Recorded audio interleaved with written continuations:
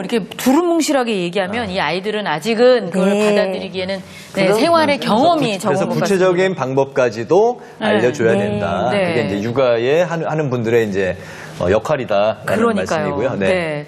자, 그럼 세 번째 한번 볼까요? 네. 자, 어떤 또 이야기가 있을까요? 원하는 걸 얻을 수 있어서. 네. 뭔가 어렴풋이 내가 이걸 이렇게 하면 원하는 걸 얻을 수 있다. 이런 말씀인 것 같은데 좀 설명 좀 해주세요, 선생님. 유명한 대사 있잖아요. 이렇게 하면 널 가질 수 있을 줄 알았어. 네, 이런 거 가질 수 있잖아요. 있을 줄 알았어. 아이가 내가 이런 행동을 하게 되면 결국은 내 욕구가 충족이 될 거야. 이렇게 생각을 하면 계속해요. 예를 들면 아이는 이제 밥 먹지 않고 막 돌아다녀요. 이것도 만지고 막 그래요. 그럼 할아버지가 따라다니면서 계속 먹여줘요. 그럼 아이는 어떻게 생각하냐? 할아버지가 잔소리를 하긴 하지만 결국 먹여줄 거야. 그러니까 나는 계속 놀면서 먹기만 하면 돼. 이렇게 생각을 한다는 거죠.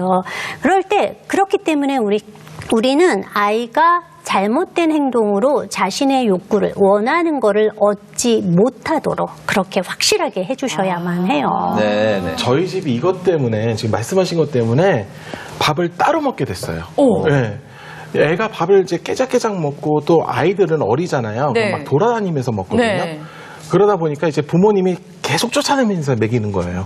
그러다 보니까 이게 너무 힘드니까 그러면은 아이들부터 먼저 먹이자. 네. 그리고 이제 어른들이 먹자. 네. 이게 정착이 돼가지고 저희 집은 이제 똑같이 이렇게 한 자리 모여서 식사할 수가 없게 된 거예요. 그러면 선생님 그 아이들이 이제 밥 안 먹고 이렇게 돌아다닐 때 그냥 가만히 놔두는 게 좋은 건가요? 어떻게 해야 되나요? 이럴 때는 우리가 결과 사용하기라는 훈육법을 사용하라 그래요. 그 결과는 뭐냐면 자신의 잘못된 행동으로 얻게 될 결과, 불이익. 그럼 밥을 안 먹음으로써 생기는 결과는 뭐예요? 배가 고프죠. 배고프게 해야 된다라는 거예요. 그래서 시간 딱 제한해 두고 너가 20분까지 밥을 먹지 않으면 할머니는 식탁을 치울 거야. 20분 되면 아이고 저런 식탁을 치워야겠다라고 치우고 간식 절대 많이 주지 마시고 그래서 배고픔이라는 걸 경험하게 되면 아이고 먹어야겠다 이런 생각이 드는 거죠. 이 방법은 마음이 약하신 분들은 참 하시기가 쉽지 그러면 않으실 또 것 옆에서 같은데요. 딸이 엄마 왜 우리 애 밥을 안 먹여? 쫓아다니면서 먹어. 왜 쫓아다니면서 먹여? 야 이거 진짜 또 힘듭니다. 눈물에 약하시기도 한데 네. 아무튼 그 마음 굳게 먹고 한번 도전해 보시기 바랍니다. 아이들을 위한 거니까요. 자, 아이들이 이제 훈육이 필요한 이유에 대해서 이제 알아보고 있는데 이번에는 또 어떤 이유인지 한번 볼까요? 네, 볼까요? 네. 자, 그렇게 보고 배워서? 보고 배운 게 그거라서. 맞아요. 특히 만 3세에서 6세 아이들은 따라쟁이라고 할 정도로 사람들의 행동을 많이 따라하는데 특히 자기와 많이 지낸 사람 그리고 좋아하는 사람의 말과 행동을 정말 많이 따라해요. 만일 친구를 자꾸 때리는 아이, 너 그렇게 하면 맞는다 이렇게 말하는 아이 집에서 보고 배웠을 가능성이 정말 많아요. 아빠가 새치기 하는 차 보고 이렇게 욕하면은 그것도 따라하고요. 특히 할머니가 이렇게 한숨 쉬면 아이도 그거 따라하게 됩니다. 그래서 아이들 앞에서는 말과 행동을 조심해야 된다고 네, 네. 어르신들이 말씀하셨던 것 같습니다. 맞습니다. 자, 네. 하나 더 볼까요? 네. 마지막 이유. 기질적으로 타고나서 야, 기질적으로. 요 네. 기질은 타고난 성질을 얘기를 하는데요. 이거 그냥 쉽게 말해서 산후조리원 풍경 생각하시면 돼요. 산후조리원 이렇게 신생아 딱 있는데 어떤 애는 막 배가 고프면은 아주 막 그냥 난리가 나면서 울어대는 애가 있고 그냥 가볍게 칭얼대는 아이가 있어요. 이 기질에 따라서 상황이나 사건에 반응하는 것들이 다 다르거든요. 네. 아무래도 까다로운 기질이 훈육이 훨씬 어렵습니다. 네, 아이들이 이제 훈육이 필요한 이유에 대해서 우리가 또 알아봤는데요. 네. 참, 사실은 그런 것 같아요. 지나치게 어이구 그랬어. 그 모습에서 우리가 오냐오냐라는 말을 하잖아요. 아니면은 뭐, 지나치게, 아유, 얘가 뭐 다 몰라서 그랬지. 이래서 감싸주는. 이것도 결국은 오냐오냐라고. 맞아요. 그래서 그렇게 되는 것 같아요. 네네. 자, 이 밖에 뭐, 네. 조부모님들, 아니면 우리 부모들이 네. 또 아이를 키우면서 주의해야 할 사항이 있는지 좀 정리를 해볼까요, 선생님? 네. 예. 어떤 게 있을까요? 우리 조부모님들이 이제 단골 멘트 알려드릴 텐데 들으면 네. 이제 굉장히 공감하고 그다음에 웃길 겁니다. 왜냐하면 부모님들도 이제 단골 멘트이기 때문인데요. 그런데 단순 재미 아니고 하지 말아야 할 이유가 있는 말들입니다. 이 멘트들은 남능미 선생님께서 맛깔나게 읽어주시면 좋겠습니다. 아, 그래요? 어떤 멘트일까요? 네. 내가요? 뭘까? 너 이따가 아빠 오면 혼날 줄 알아? 어떻게? 네 맘대로 할 거면 나가 살아. 너 때문에 할머니 빨리 죽겠다. 어떻게? 내 그럴 줄 알았다. 넌 좀 혼나야 해. 이렇게 하면 안 됩니다. 이건 안 되는 거예요. 아이에게 해서는 안 되는 절대 안 조부모의 됩니다. 어머니가 다 하십니다. 조부모의 이제 단골 멘트, 아이에게 해서는 안 되는 그런 멘트 한번 살펴봤는데 이 중에서 구체적으로 어떤 부분이 잘못된 거예요? 이따가 아빠 오면 혼날 줄 알아. 이거는 훈육을 이따로 미뤄서 그래요. 훈육은 문제 행동이 일어난 직후에 해야 돼요. 아이들은 어떤 행동의 인과관계를 시간순으로 따져 묻기 때문에 한참 지나서 훈육을 하면 자기가 왜 야단 맞는지 억울해하죠. 네. 그러니까 야단 맞을 때도 갑자기 나한테 왜 이러지? 이럴 수도 있고. 근데 사실 이거는 할머니들도 많이 하시지만 하다 안 되면 엄마들도 해요. 너 이따 너 아빠 퇴근해봐. 막 이러면. 근데 오죽하면 약간 그리고 저런 말은 절대 안 X. 됩니다. 네. 그러게 말이에요. 또 네 맘대로 할 거면 나가 살아. 아까 그런 얘기도 있었잖아요. 이거는 특히 영유아기에는 정말 하지 말라라고 해요. 왜냐하면 영유아기 아이들이 가장 불안해하는 게 어떤 유기에 대한, 그러니까 버려지는 거에 대한 불안이기 때문에 굉장히 이런 말은 아이의 그 불안을 야기시킬 수 있고요. 네. 또 너 때문에 할머니 죽겠다. 얼마나 죄책감을 유발시키는 거잖아요. 그런 것도 안 좋고요. 그러다가 이제 너 이따가 아빠 오면 혼날 줄 알아. 그래서 이따가 아빠가 와가지고 야단치잖아요. 그럼 그럴 때 옆에서 아이고 내 그럴 줄 알았다. 넌 혼 좀 나야 돼. 이러면은 아이가 편 안 들어주고. 진짜 할머니 진짜 치사하다. 아까는 찍소리도 못했으면서 이렇게 생각할 수 있게 돼요.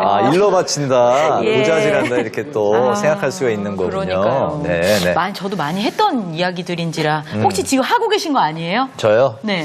저는- 너 이따 엄마 오면 혼난다. 아직은 아이가 거기까지는 못 알아듣기 때문에.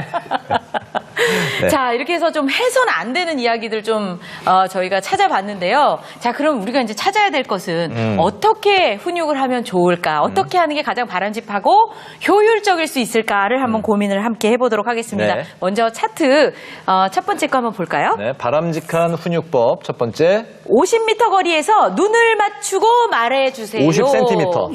50cm. 아유, 죄송합니다. 50cm 거리면은 네. 선배님하고 요 정도는 이렇게 요 정도. 굉장히 가까워요. 네. 예, 예. 이제 그 정도가 또 친밀한 사이의 거리라고 얘기를 해요. 네. 그러니까 우리가 아이한테 어떤 훈육을 하거나 지시를 할 때 너무 멀리 떨어져서 얘기를 하면 아이는 그게 자기한테 한 말이라고 생각하지 않아요.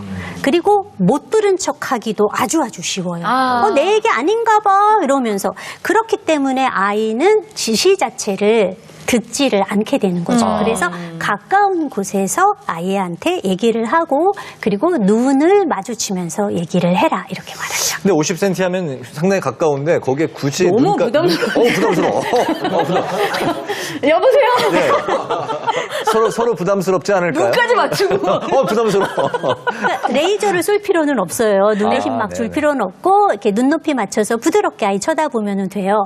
그런데 이제 50cm 거리라고 해도 아이 뒤통수에 대고 말하면은 진짜 아이들이 안 뒷꼭지에다가. 들어요. 예. 만일 아이가 텔레비전을 보고 있다면은 거기에 막 집중을 하게 되면은 여기서 눈을 마주치지 않으면은 아이가 못 들을 수도 있고요.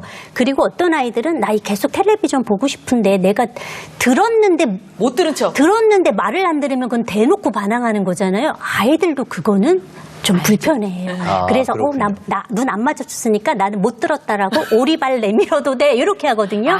그래서 만일 아이가 뒤통수로 이렇게 대고 있으면은 어깨를 이렇게 톡톡 치거나 엄마 쳐다봐 이렇게 말해서 처음에 훈육은 다 지시하기로 시작하는 거잖아요. 뭐뭐를 해라 혹은 네. 뭐뭐를 하지 말아라 그렇게 말해 주셔야만 해요. 저희 할아버지 할머니가 네. 이제 애한테 이제 얘기를 하잖아요. 그러면 이렇게 가까이 얘기를 해요. 근데 애가 멍하고 있는 거예요. 네, 그럼 선생님 이게 듣기 싫은 메시지일 때 그렇게 행동하는 거죠? 그렇죠. 우리도 듣기 싫은 말은 막 의식적으로 난 저거 못 들었어. 막 이렇게 이제 하게 되는 것들이 딴청 부리는 거고. 있어요. 네. 그런데 이제 그거를 모르는 할머니는 내가 몇 번이나 말을 했는데도 아이가 이제 그 말을 안 들으면은 아이한테 가서 야! 할머니가 지금 몇 번이나 말했어. 그럼 아이가 또 쳐다보면서 언제 말했는데 이렇게 말하면은 할 말이 없어요. 그래서 확실하게 얘가 내 말을 듣고 있다라는 거를 우리가 확인하기 위해서 주의를 끌어야 하고 주목을 끄는 것부터 훈육은 시작이 되는 거죠. 네, 증거 확보를 위해서 네, 맞아요. 마치고 분명히 말씀을 내가 하셔야 눈 됩니다. 보고 얘기했다. 네, 얘기했다. 실전 훈육법 두 번째 한번 볼까요? 네, 볼까요? 지시어나 명령어로 간결하게 말해라. 지시어, 명령어. 지시어, 이게 좀 고압적으로 들릴 수도 있지 않을까요? 어떤가요? 그러면 우리 이제 신동진 씨는 지금 한창 육아 중이니까 네. 뭐 아직 15개월이라서 이거는 조금 안 되긴 이제 하겠지만 뭐 조금 지난 컸다 주말을 계기로 생각하고. 이제 16개월로 넘어갔습니다. 예. 축하합니다. 만약 이제 장난감을 정리를 해야 돼요. 그럼 네. 아이한테 어떻게 말씀하시겠어요? 지용아, 지금 이제 뭐 많이 놀았으니까 이제 장난감 한번 아빠랑 정리해볼까? 뭐 이 정도? 너무 좋다. 네. 아니, 실제 그렇게. 이렇게, 예. 하고 있는데요. 잘하고 있는 건가요? 되게 부드럽죠. 네. 이제 장난감 치우는 걸 어떨까? 아유, 바닥이 너무 지저분한 것 같지 않니? 그렇게 해서는 말을 안 들어요. 네. 아, 그래요? 왜냐면 이때 사용하는 우리의 문체가 뭐예요? 청유형 문체예요. 청유형은 상대에게 부탁하는 문체예요. 그렇죠. 그럼 부탁은 들어주는 사람 마음이에요. 나한테 결정권이 있어요. 안 들어도 그만이에요. 그렇구나. 부탁하는구나? 난 지금 부탁 들어주고 싶은 마음 아닌데? 그래서 안 들어요. 근데 부모 입장에서는 뭐 할머니 입장이나 이렇게 말할 때는 그래 너 이거 치워야 돼. 치워라. 이 속뜻이 있지만 아이는 그렇게 생각을 안 해요. 아니 그러면은 선생님 저기 연대장 할머니는 그 애 저기 방 남능미 치우라고 할 때 어떻게 하셨는지가 궁금하네요 갑자기. 애들하고 놀 때도요. 머리를 써야 돼. 맞습니다. 어떻게 해요? 내가 우리 손주하고 장난감 할 때 너무 어지러워서 치워라 하고 상자를 갖다 줘도 안 치우고 그러더라고요. 그래서 한 번은 장난감을 놓고 막 어지러놨기에 내 것도 다 어지러놨어. 네. 방에다 다 어지러놓고 이제 끝날 때쯤 돼서 아이고 할머니 허리 아프다. 할머니 것도 좀 치워줘. 그랬더니 우리 손주가 날 보면서 할머니 건 할머니가 치워야지 내 건 내가 치우고. 답이 나왔다. 그러고 치우더라고요. 머리를 써야 돼 애들 키우기. 이야. 근데 이제 어른들이 미리 이제 답은 정해놓고서 좀 이제 부드럽게 뭐 이렇게 좀 청유형으로 한다고 하는데 엄살도 떨고. 엄살도 맞아, 떨고. 맞아. 근데 그게 이제 뜻하는 대로 답이 안 나올 경우가 이제 있다는 말씀이네요. 예. 그래서 부드럽고 친절하게 그리고 정말 이렇게 꼬시는 기술 사용해서 하면 정말 좋은데 이제 그래도 이렇게 듣지 않는다. 그러면은 부드럽지만 단호하게 나 좀 진지해. 짜증내지 않으면서 네. 아이한테 분명히 지시를 하는 거예요. 자, 여기 있는 장난감을 이 상자에 넣어 지금. 이렇게 말하면 돼요. 그럼 아이가 이러면서 치워요. 네네네. 저희 장모님이 그런 거를 참 잘하세요. 네, 오늘 단호하게. 저희 단호하면서도 부드럽게. 네. 이거 지영이 아주 잘 따르더라고요. 지금 저희 방송 보고 계신데 오늘 그 멋진 할머니십니다. 저녁 반찬이 꽤 괜찮을 것 같아요. 자, 끝에 거 볼게요.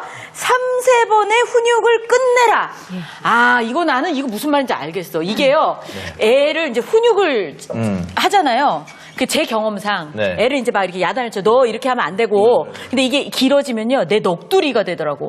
내가 이게 지금 얼마나 힘든지 알아? 내가 일하고 와서 또 이걸 치우고 막 이게 갑자기 내 얘기로 넘어가면 맞아. 애도 처음에 이렇게 긴장해서 듣다가 이런 얼굴이 왜 저러나. 이게 바뀌더라고요, 길어지면. 넋두리가 나오는 거네. 네. 그래서 애들이 짧고 심없지. 맞아요. 그래서 짧고 굵게 하셔야 돼요. 그래서 3번 안에 끝내라 이렇게 말씀드리거든요.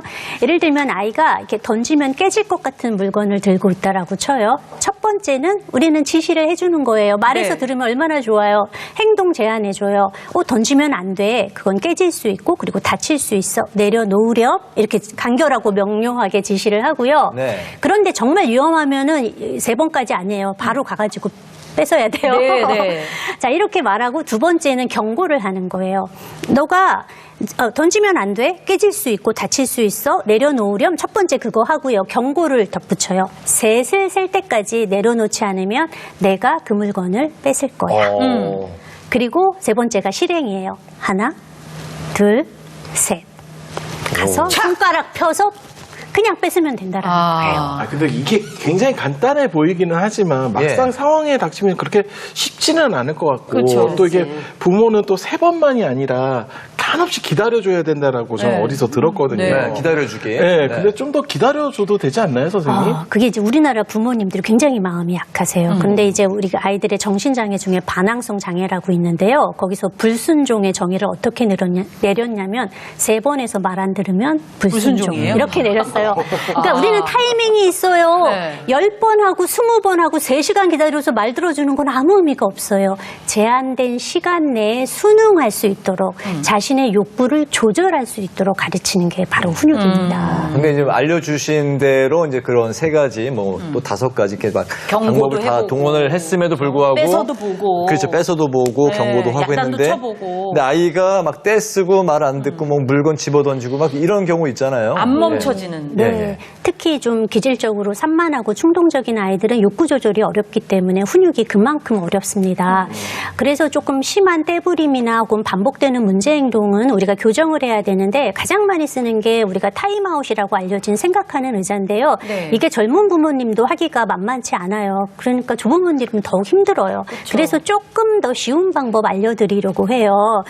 바로 어떤 토큰 경제라고 하는 상벌 제도를 활용한 건데요. 요거는 이제 화폐 개념이 있어야 되니까 되게 만 3세 이상 아이들에게 적용해주면 좋아요. 네. 그래서 아이들에게 어떤 그 아이들이 바람직한 행동을 했을 때 혹은 나쁜 행동을 하지 않았을 때 보상을 해주는 거예요. 칭찬 네, 그렇죠. 그러면 아이가 그거 받아먹는 맛에 네, 조금 더 그럼요. 말을 잘 듣게 되는 거거든요. 네. 근데 아이들이 나이 들수록 이제 물질적인 조건을 걸었을 때요.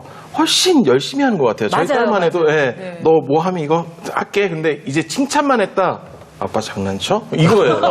예, 이럴 뭐 때 안 줘? 이러면서. 이런 느낌? 예. 우리가 뭐 회사에서 사장님이 칭찬만 해주고 월급 안 주면 누가 말을 듣겠어요. 똑같은 이치예요. 네, 요 토큰 경제를 사용할 때 먼저 준비물, 스티커, 그리고 어떤 뭐 플라스틱 동전 같은 거 혹은 없으면 바둑알 같은 거 준비해 두시면 좋고요. 그런 스티커를 붙일 판이나 이런 동전을 모아놓을 저금통 준비해 주시면 좋고 그리고 어떨 때 스티커와 동전을 받을 수 있는지 규칙 명확하게 알려주는 거 네. 이거 꼭 하셔야 합니다. 그러니까 어릴 때 우리 학교 다녔을 때 초등학교 다닐 때 뭐 스티커도 뭐 참 잘했어요. 네, 그 도장 뭐 받고 도장도 그러잖아요. 찍어주고 맞아요, 맞아요. 뭐 그랬던 네. 거네요. 예. 그러니까 예를 들어서 이런 거죠. 신동진 어린이 뭐 6시 이후에 국회 뉴스 끝나고 술 약속 안 잡고 집에 오면 스티커 2개. 네. 드릴게요. 네. 집에서 장인어른하고 마셔요. 안 돼. 그러면 하나 떼어야 돼. 이지연 어린이 뭐 6시 이후에 야식을 안 먹으면 스티커 하나예요. 뭐 이런 식으로 아, 그렇죠. 뭐 행동 규칙을 알려준다는 예, 예. 그거네요. 그럼 참아볼 수 있죠. 예. 네, 네. 그런데 이제 스티커와 동전만 뭐 모았다 해서 뭐 보상이 안 주어지면 애들이 에이 안 해 이렇게 되거든요. 그래서 이러한 것들로 얻을 수 있는 보상 목록을 아이와 함께 상의해서 만드셔야 돼요. 네. 상의해서 가능한 걸로 최종 엄마가 그렇죠. 결정을 해주면 네, 되는 거잖아요. 부모님이 할머니가 결정해야 돼요. 결정을 아이가 해주셔도 되고. 해달라는 거 다 해주게 되면 가끔 무리한 요구가 올라올 수 있기 무리한 때문이죠. 요구를 하죠. 네. 그럼 예를 들면 이거죠. 신동진 어린이는 만약에 뭐 동전이나 스티커 70개 모으면 그동안 눈이 침침해서 힘들어했던 모니터 큰 걸로 2배 늘려줄게요. 뭐 이런 거. 네, 글씨 굉장히 잘 반- 보이게 해줄게. 뭐 굉장히 이런 반가운 거. 선물이네요. 네. 예. 스티커 그 50개 모으면 우리 이지연 어린이는 방송에서 요리할 때 매일 그 고생하는 믹서기, 고물 믹서기를 새 걸로 좀 바꿔줄게요. 바꿔주세요. 너무 안 갈려. 네.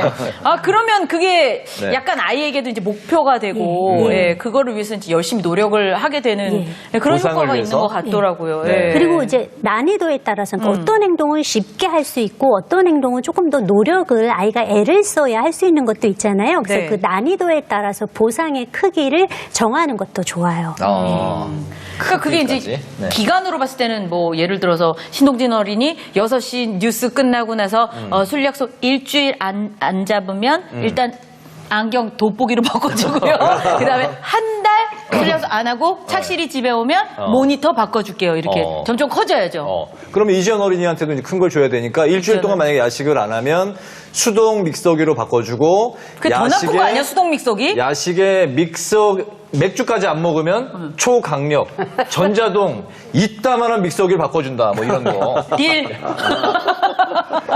괜찮네요. 네. 괜찮죠. 이런 식으로 좀 아이의 맞아요. 계속 충족을. 예, 예. 이런 그런데 게 이제 토큰 경제라는 거고. 네. 근데 어른들은 뭐 일주일, 한 달을 기다릴 수 있지만 어린아이들은 그렇게 오래 기다리는 맞아요. 게 어려울 수 있기 때문에 어리면 어릴수록 하루 단위로 결산을 해주는 것도 생각하셔야 합니다. 네. 저희 아이 같은 경우에도 보면은 이게 이제 50개인데 너무 이걸 박하게 주면 50개 채우기가 힘들잖아요. 그러니까 중간에 포기하려고 그러더라고요. 그리고 왜 하는지도 잊어먹고 엄마 근데 이거 다 붙이면 뭐 준다 그랬지? 그러면서 잊어먹더라고요. 그러니까 그때 다시 한 번씩 리마인드 하는 건 좋은 것 같아요.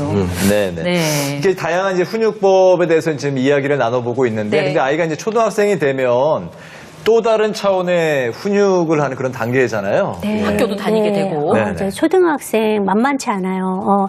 그러니까 이 아이들이면 이제 학습을 해야 되기 때문에 숙제, 학원 가기 이런 문제로 많이 부딪히고 가장 힘든 거 인터넷 사용. 그래요. 그리고 이제 방 정리 정돈 이런 것들과 이제 양육자들과 굉장히 많이 부딪히게 돼요. 그리고 전에는 아직 어려서 그랬지 뭐라고 봐주던 것도 이제 제법 큰 것 같은데 말 안 듣게 되면은 조부모님 감정 정말 많이 상하게 되고 또 말을 진짜 잘하거든요. 그래서 조부모님과 이렇게 말 논쟁을 하게 되면은 할머니 할아버지가 지게 되고요. 그러면서 아이들은 조부모를 무시하게 되는 일들이 생겨요. 게다가 사춘기가 가까워지면 애들이 굉장히 바빠지면서 유대감도 정말 많이 떨어지게 되는 일들이 생기죠. 네. 좀